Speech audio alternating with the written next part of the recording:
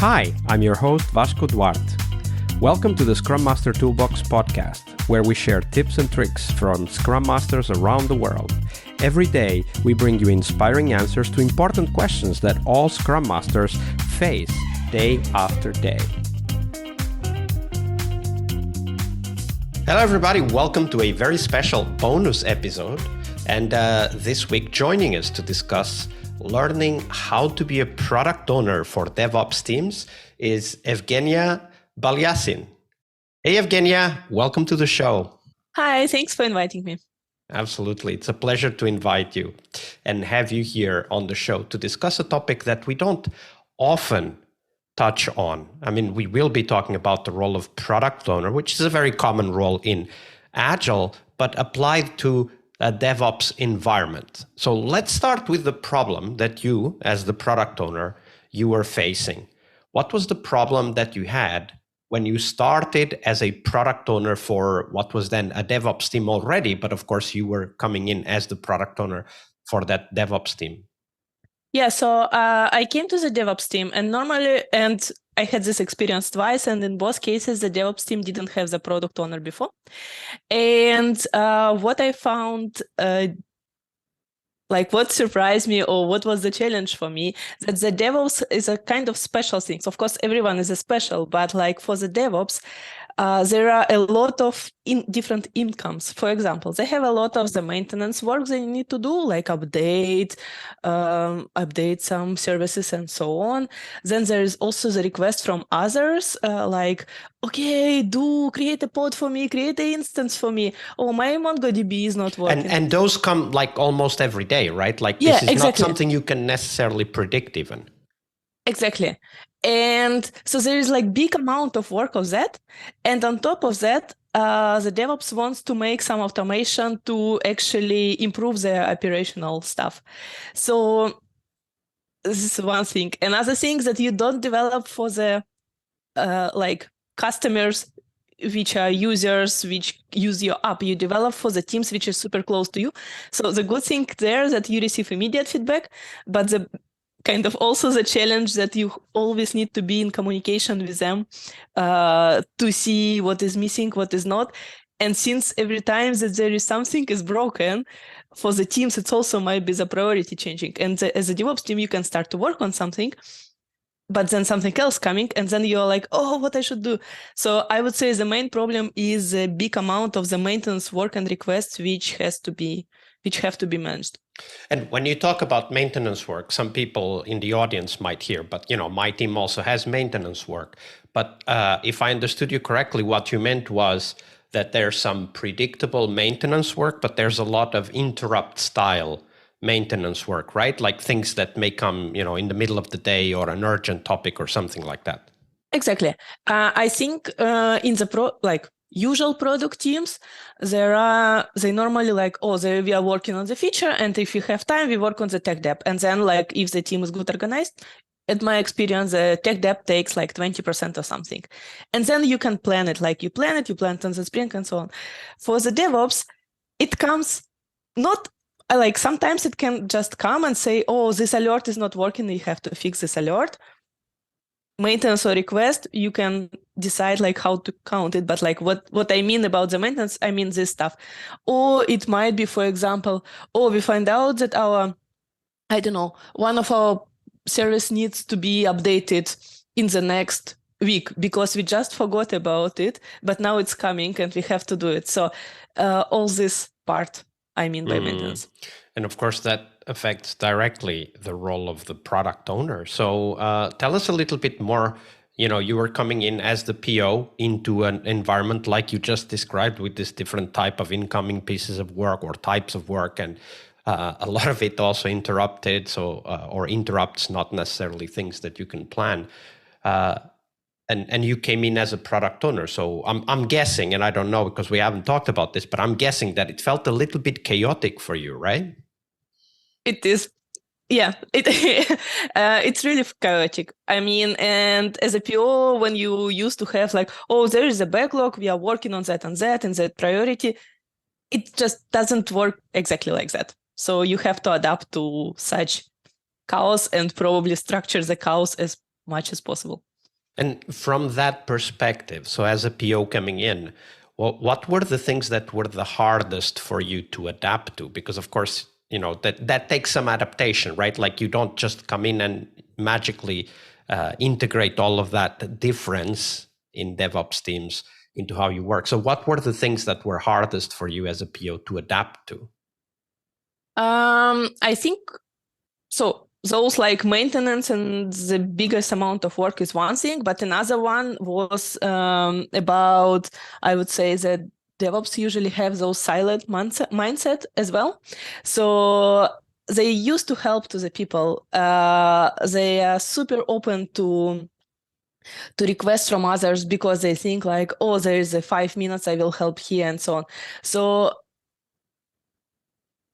and then as a PO, you cannot control it, but the way like you need to somehow make it visible, and sometimes it feels for DevOps probably not the nicest way, or how to say it, like they feel sometimes pushy because I like kind of trying to organize them, but they don't like to be organized, I would say, or like nobody wants to change as well.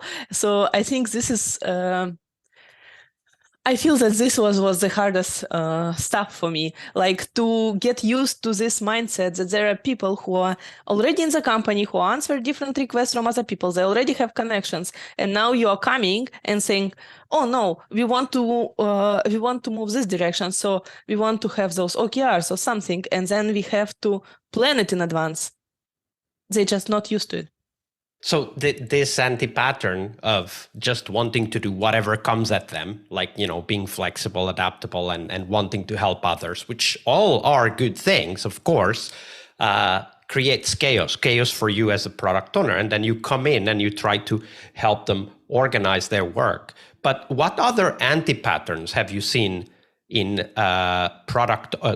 DevOps teams from the perspective of the product owner? What are some of those common anti-patterns in the way that the team works, other than just accepting interruptions without thinking of the consequences? I think, as I said, so the stuff that the team is focused on so much on the maintenance rather than the product itself.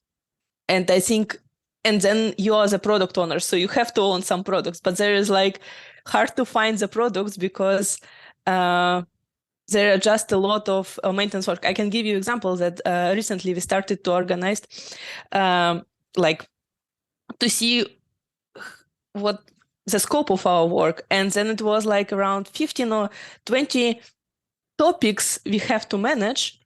And then out of that, we just found only 4 products which can be the product. And so I'm guessing that for you, this means that it's hard to get a handle on the consistency of what needs to be done, right? Like, because one way is to look at work as just a stream of interruptions that just comes in and is done. Of course, for that, it's very hard to prioritize because you don't know the significance. You don't know what is coherent with the vision or not. And you can't even either create a vision if there isn't a clear definition of what a product is. So first of all, I would like to hear, like, how did you go through that process of trying to extract what is a product from that mass of work items that was coming in? And then how was it to try to convince the team to accept that indeed their work is not just handling an incoming stream of different types of work, but it's rather developing a product or a service as a coherent vision? So how did you do that? I think the funny stuff here is that when I came to the last team where I work now, they thought they have many products already. They just didn't have it described and so on. So they basically took every service as a product, but it was no kind of the roadmap of the product or who are the users and what is the value and so on. They just like thought that every topic they handle is a product already. And when I came, I was like, a bit not. So we have to make a product out of it. And then you try to organize, like I try to organize these calls, and then I understood that the process is kind of missing. So I can describe those products, like all the topics, and make some description of it. But we won't develop it in the way the product is developed because there is no process in place. So, for example, there is no the backlog, like the backlog is just coming chaotically. So you have to navigate there and then you have to prioritize.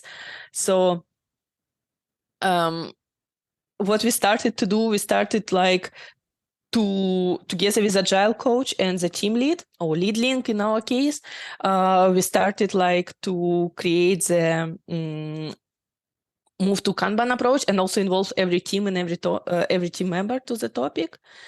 And then we also like started to do the grooming session, planning session, and so on, which were not there before. And we also introduced the OKRs. And then it's structured a little for the product, but I think it's also structured a lot for the teams that they can work together. And through that process, as you were working with the team lead or lead link and the agile coach to try to bring some organization, some understanding of what is that, not only the product, which we talked about, but also the process.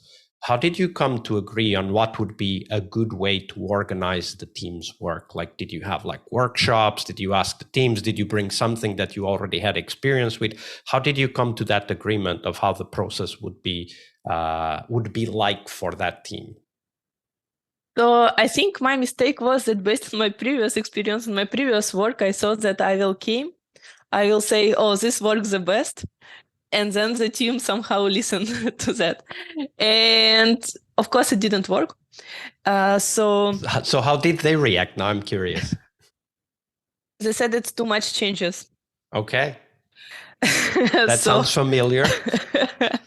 They said it's too much changes and they were confused about where we are going for. And I think the next time it should be as much discussion with the team as possible about like where do we move, what is our goal, and so on.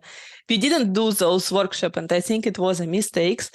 At that time I didn't feel the need of that because on my previous experience I had the team which I organized myself and it was like so natural for them.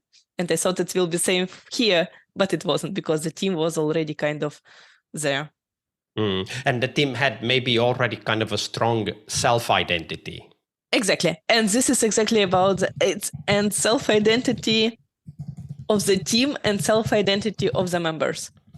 As again, like going back to this silo mindset, it was like, oh, we are doing that, but it's like was two or one person in the team was focused on some specific topic. And I imagine that because the team was, I'm guessing from what you said, because the team was in the impression that whatever they were doing was already working well enough, exactly. Right? Like that there were no big escalations, they weren't being told off, they weren't being, pushed to change.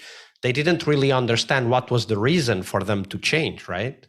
Exactly. So it was like, oh, but we have much less incidents than previous year or the year before we moved to AWS, which means that we are good, And that's also one of the things that I think product owners can bring to the teams, because the teams very often get stuck into this idea that it's working well enough. But well enough cannot be defined by how the team feels. It has to be defined by how the product or service performs. So I'm guessing, I don't know, you didn't say, but I'm guessing that for you there was kind of a paradoxical discussion, right? Like, how can the team say everything is going well when they don't even know what products they're developing? I'm guessing it was a bit confusing for you how the team didn't see what the problem was. Was that the case? Yeah, I believe for me it was like, yeah, but you are doing it in a not organized way. How you can develop it and how you can go and how you can see where you go further. And then the answer was kind of also with my interpretation. It was like the engineer has it in their head about how they develop something. It was not shared with the others. And it was also no deadlines, no milestones, nothing like that. Like, I'm creating something and at some point it will be done. And I like, fine, but like, you're doing it for someone else, you're not doing it for yourself. But were they? Like, that's a valid question, right? Like when somebody is doing it with that approach, like I'm working on something and it's done when it's done, and there's very little feedback and interaction, then do they even recognize that what they are doing is required or needed by someone else in the ecosystem, whether it's customers or other teams or whatever? Like, as a product owner, like, were you able to understand if there was a clear, let's call it customer facing approach, in the sense of understanding what they were trying to provide to other teams? Like, was that there in the team? I didn't feel it. I personally didn't feel it. So I think the engineers might answer differently. But in my critical view, I didn't feel it. And also, I can say that we even had the discussion about who are our customers and who are our users, because like you can say that the team is like the product, other product teams are the customers, or you can say that the company is the customer and the user is the product team, which is different value and the different priority. And when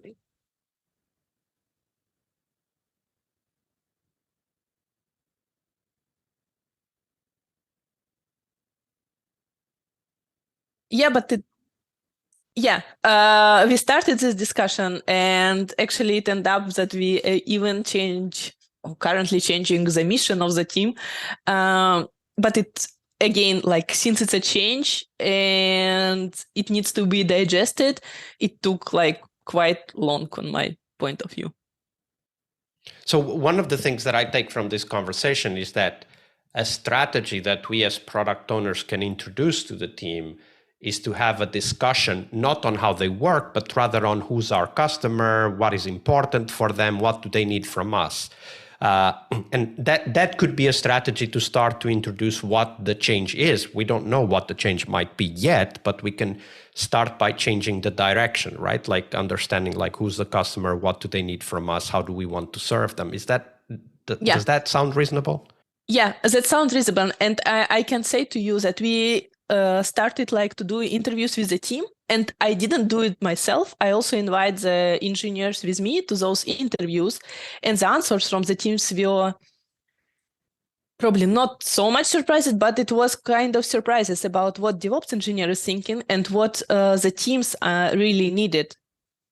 It's not always the same, and it's not always aligned. And by that, I think they saw that the thinking about the user and having like user-centric design in mind is important. But it takes time to get used to it. Mm. And of course, as you already introduced throughout this interview, this became not how do I work better as a product owner, how does a team work better, but rather it became a change process that was evolving even as you were trying to do specific things like setting up a backlog and so on. So in these stories of change, a key aspect is how to introduce all of these ideas, right? And we just talked about introducing the idea of who the customer is and then having those interviews. What are some of the things you think we should consider when introducing these different ways of working to the teams that we are adapting the product owner role to, which was this case specifically? I would feel the two aspects here. One thing is about the change management itself. I'm fan of Levin change management model about like unfreeze, change freeze, where you put the equal focus to all three stages. And like you have to discuss it with engineers to prepare to that and so on. And then, of course, the celebration, like make the change and then make the celebration. And as well for the change, the super small steps, as smaller as it's possible. No one likes the change, especially like if they don't see the value. So super small stuff, pointing, for example, maintenance takes 70% of our time. do we want to continue with that or not? This is the first aspect. The second one, I would say that the focus on the people, and that the team is important here. You can do it with the individual people, but you will not achieve as much as possible if you work as a team on that. When you say focus on the people, like I want to understand a little bit more of what you mean by that. So, of course, as you describe it, what comes to mind is, what are their expectations? What has happened in the past? What do they expect we are going to do? But what do you mean when you talk about focusing on the people throughout this change process? I think investing time on that and being passionate about when you have to explain in the group, or you have to explain individually about why we are doing the change, where it will lead, and just be passionate and accept the fact that the people are different. And for some, it might be super easy and they might take it, they might immediately see the value. For others, they might not see the value. And then you have to be super specific and also, how to say, listen to the person and try to understand what can be the value for them to go through the change. And I imagine that a big part of this, listening to the people, trying to convey the value, was also about explaining the role of the product owner, right? Like you were a new team member to the team, they didn't have a product owner before, or if they had, obviously they were not working as a product owner with roadmap and backlog and so on. How did you cover that? Because you were not, even your presence was already a change, right? Exactly. This is exactly that. And how we did it. I think what we first started is I came and then we almost immediately started to work on the OKRs, and they thought engineers thought, as I'm guessing, that, okay, she's doing our OKRs, fine, she has the strategy and so on. But yeah, I think the important is to introduce the role itself and to explain it for everyone what it means and answer the questions. We didn't do that, and I think it might be a mistake. I also immediately start with the OKRs, and it was also new for the company and also new for the team. So it also was quite probably, as I think now, shock. So I think it's just taking the time about what you are doing. And for me, it was sometimes I'm doing 3 steps forward and 2 steps back to saying, and now we will have the epics for each key result. And do that, and then but we need this one for the maintenance. We also need this one. We're still doing the individual request. And then I okay, go back. We have to adapt to that. And then I start with the small steps. So it's not easy process, and I think it takes time, and you just need to accept that it will take time. Yeah, but absolutely. The important is to build those long time relationship with the team, and to understand we want to what we want to achieve, right? And what we want to achieve, we want to achieve the mature team, which are probably even create the topics themselves and organize and work on the product themselves, see the value, and so on. And building those relationships is one of the things that I would expect a Scrum Master or Agile coach would be there doing all the time and helping to create. So let's take that perspective for a second, Evgeniia. If we go back in time, to the beginning of the process, and you're just coming in, and you have now the perspective not only of the product owner, but also of the Scrum Master and Agile coach, what would we put in place to help the team from a coach's perspective? What would you be, hoping to get together with the coach and setting up for the team from the start of that process? I think as agile coach, I would probably prepare the team that it will be the change and it will be the product owner coming. So some things you might like, some things you might not like. So, but it will be changes in the structure. So something like that, definitely. Another thing, what I think we were missing and which would be grateful for us, that we sit together like product owner and agile coach and kind of a team lead, I think, as well, and kind of define the strategy about where the team is, what is the current status of the team and where the team is moving. And then I see that the product owner can be a great help for agile coach there. Like, for example, if there is a problem of too many sources of requests, like maintenance requests from people and so on, individual sorts of the person, and then agile coach like kind of lead to the team to remove such stuff or make it clear or like make it easier for the team, so make the team more efficient, and then they focused on those like maintenance request stuff, then the product owner on their side can also help there and, for example, focus during the refinement, grooming, and so on the maintenance work rather than, for example, focusing on the writing, amazing the description and asking for the team about the description. There's also one of the things that you said that I want to explore a little bit further. We very often here on the podcast talk about how Scrum Masters and Agile coaches can help the product owner, right? Working with the team and helping them facilitate sessions and prepare the change and so on.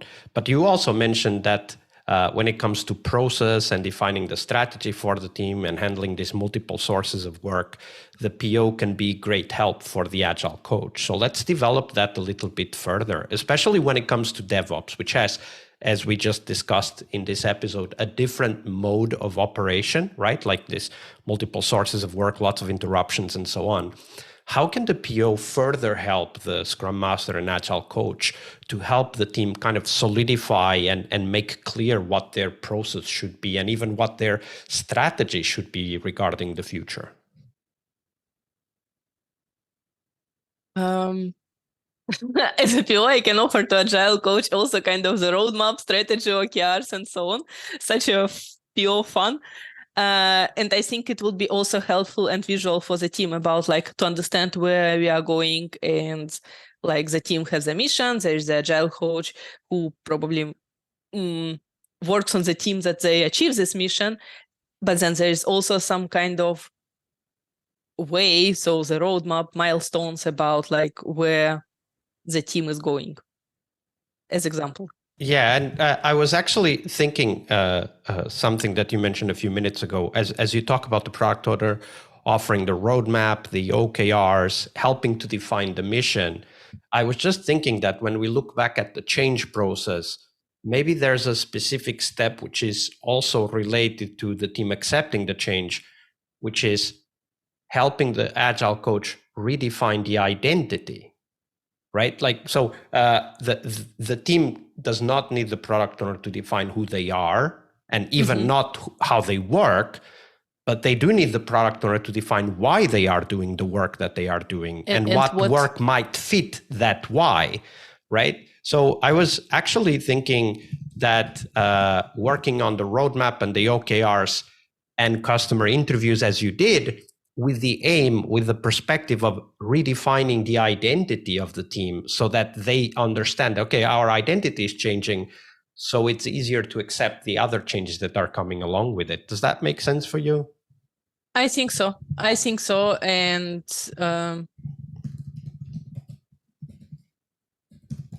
I cannot say who is helping whom. Agile coach helping PO or PO helps the agile coach, same as with the team lead. I feel those like three roles should work all together. Yeah, absolutely. And that collaboration is a key aspect of making the change work. Now, for you as a PO, and you've expressed this at the start of the episode when you talked about how different the way of working in a DevOps team is compared to a product team. What are some of the resources, maybe books, podcasts, blogs, that helped you to understand how to work better with DevOps teams specifically? So I would mention here probably 3 resources. One of the things is my favorite Levin change management model. You can just Google it. It has a different articles and so on.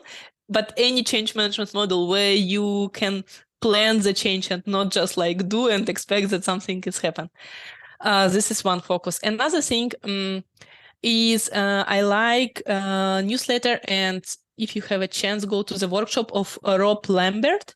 It has this cultivated management blog, I think now. And if you have the opportunity to go to the workshop, go for it. So this is mostly about like how you talk with different people, and that the different people need the different attention. And for some, the speed of your voice, like everything is fine, but they not recognize how fast you speak, and then that's all, it's a blocker. So you constantly need to kind of verify yourself if you are doing like it's not what you are saying and how you're saying, and like is it the right way to this specific person. And the last one, I can recommend the newsletter from Pat Kwa. I had a chance to work with him in N26, and he's mostly oriented on the engineering managers and the team leads. But I think for the PO, I feel it's important for PO in a DevOps to focus on the team, even if not changing the team itself, but they understand the dynamic and where it goes, because I just feel it won't work. Like you will not go with the what and achieve some results if the team is not mature, or if the team is not the team. Absolutely. Defining that identity together with the product owner, obviously. Evgeniia, it was a pleasure to have you on the show. We're getting close to the end though, but before we do go, do share with us, where can people find out more about you and the work that you're doing? I'm not super public person, but you can contact me in the LinkedIn, Evgeniia Balyasin, but I think the name is complicated, so better to use the link, and I'm happy to communicate. Absolutely. And why not everybody just reach out and ask a few follow-up questions? I bet many of you are having similar challenges that Evgeniia has already tackled and is here sharing her perspective. Evgeniia, it's been a pleasure. Thank you very much for your generosity with your time and your knowledge. Thank you so much, Vasco, to having me. We really hope you liked our show. And if you did, why not rate this podcast on Stitcher or iTunes? Share this podcast and let other Scrum Masters know about this valuable resource for their work. Remember that sharing is caring.